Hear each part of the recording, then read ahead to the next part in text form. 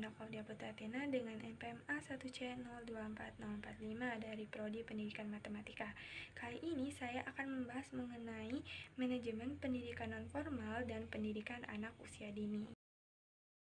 Yang pertama, pembahasan mengenai manajemen pendidikan nonformal. Manajemen pendidikan nonformal merujuk pada pengelolaan sistem pendidikan yang dilakukan di luar jalur formal atau sekolah dengan tujuan untuk memberikan pengetahuan, keterampilan, dan nilai yang berguna bagi peserta didik.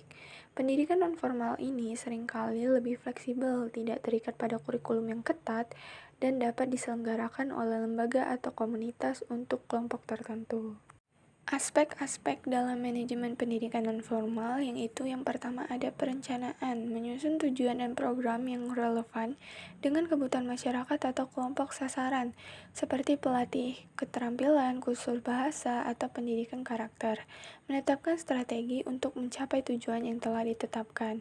Yang kedua ada organisasi, yaitu menentukan struktur organisasi lembaga pendidikan nonformal, termasuk pembagian tugas antara pengelola, pengajar, dan staf lainnya.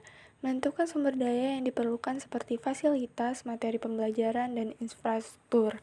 Yang ketiga ada pelaksanaan.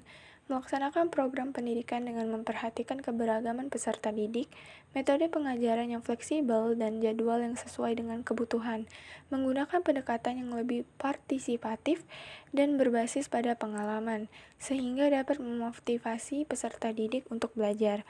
Yang keempat ada evaluasi, yaitu melakukan evaluasi terhadap efektivitas program pendidikan, baik dari segi pencapaian tujuan, keterlibatan peserta, maupun kualitas materi dan pengajaran. Menggunakan umpan balik untuk memperbaiki program dan metode pengajaran yang digunakan. Selanjutnya ada karakteristik pendidikan nonformal. Yang pertama ada fleksibilitas. Pendidikan nonformal lebih fleksibel dalam hal waktu, tempat, dan metode pembelajaran. Program ini dapat disesuaikan dengan kebutuhan peserta didik yang memiliki jadwal atau tanggung jawab lain. Yang kedua ada tujuan praktis dan terapan. Fokus pendidikan nonformal lebih pada pengembangan keterampilan praktis yang langsung dapat diterapkan dalam kehidupan sehari-hari, seperti keterampilan vokasional, kewirausahaan, atau pengembangan pribadi. Yang ketiga ada pembelajaran berdasarkan kebutuhan. Program pendidikan nonformal dirancang untuk memenuhi kebutuhan spesifik peserta didik, seringkali dengan tujuan meningkatkan kualitas hidup atau kemampuan kerja. Yang keempat ada bukan untuk memperoleh gelar formal. Pendidikan nonformal tidak berorientasi pada pemberian gelar atau ijazah resmi, seperti pendidikan formal, tapi lebih kepada pengusahaan keterampilan atau pengetahuan tertentu. Yang kelima ada metode partisipasif. Pengajaran dalam pendidikan nonformal cenderung bersifat partisipasif dan berpusat pada peserta didik, menggunakan metode yang lebih interaktif dan praktis daripada teori. Yang keenam ada beragam peserta. Pendidikan nonformal terbuka untuk semua lapisan masyarakat, termasuk mereka yang tidak bisa mengakses pendidikan formal, seperti pekerja, ibu rumah tangga, atau orang dewasa yang ingin meningkatkan keterampilan mereka. Contoh dari pendidikan nonformal itu ada pelatihan keterampilan, kursus atau pelatihan dalam bidang keterampilan teknis seperti menjahit, memasak, perbaikan elektronik, atau desain grafis. Pelatihan ini biasanya berlangsung dalam waktu singkat dan sangat aplikatif.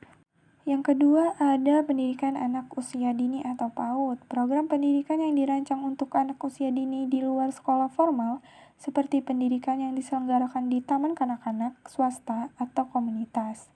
Yang ketiga, Pusat Kegiatan Belajar Masyarakat atau PKBM, yaitu lembaga yang menyelenggarakan program pendidikan untuk masyarakat seperti program pendidikan keaksaraan, kursus keterampilan, atau pelatihan kewirausahaan untuk masyarakat yang kurang beruntung.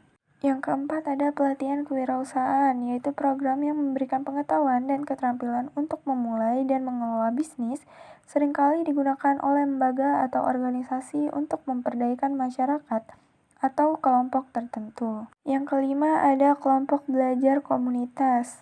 Kelompok belajar yang dibentuk oleh masyarakat untuk tujuan tertentu seperti kelompok belajar bahasa Inggris, diskusi literasi, atau kelompok seni dan budaya.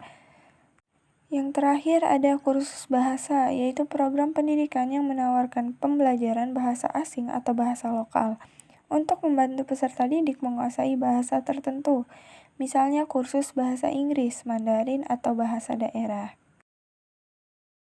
Selanjutnya, pembahasan dan tujuan pendidikan anak usia dini. Pendidikan anak usia dini atau PAUD memiliki peran yang sangat penting dalam membentuk dasar pendidikan anak. Dengan pendekatan yang menyenangkan dan holistik, PAUD membantu anak berkembang dengan baik secara fisik, sosial, emosional, maupun kognitif. Tujuan utama PAUD adalah mempersiapkan anak untuk pendidikan formal, mengembangkan karakter dan keterampilan dasar, serta mendukung perkembangan optimal anak di awal kehidupan mereka. Selanjutnya ada komponen utama dalam pendidikan anak usia dini, meliputi 1. Kurikulum, yaitu rencana pembelajaran yang sesuai dengan tahap perkembangan anak, mengintegrasikan aspek kognitif, sosial, emosional, dan fisik. Yang kedua ada pendidik dan tenaga kependidikan, guru dan staf yang terlatih untuk mendampingi dan mengembangkan potensi anak. Yang ketiga ada sarana dan prasarana, fasilitas fisik yang mendukung kegiatan belajar seperti ruang, kelas, alat permainan edukatif, dan bahan pembelajaran. Yang keempat ada metode pembelajaran, pendekatan yang menyenangkan dan interaktif seperti bermain sambil belajar yang sesuai dengan usia dan kebutuhan anak.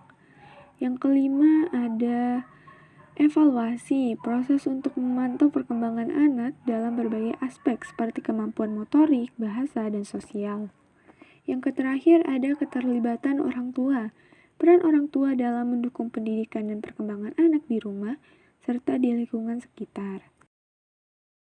Pentingnya pendidikan anak usia dini. Pendidikan anak usia dini atau PAUD sangat penting karena masa usia ini adalah periode perkembangan otak yang pesat. Di tahap ini, anak belajar dasar-dasar keterampilan sosial, emosional, kognitif, dan motorik yang menjadi fondasi untuk pembelajaran selanjutnya.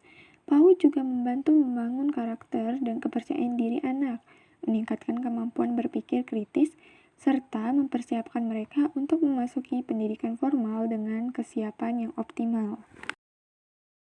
Perbedaan antara pendidikan nonformal dan pendidikan anak usia dini.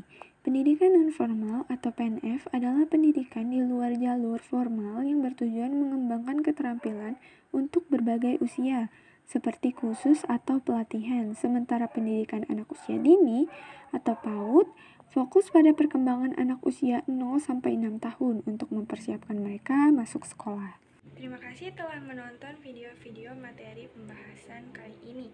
Jangan lupa untuk like, komen, dan subscribe. Dan jangan lupa juga mengisi kuis yang ada di link komentar ya. Sampai jumpa.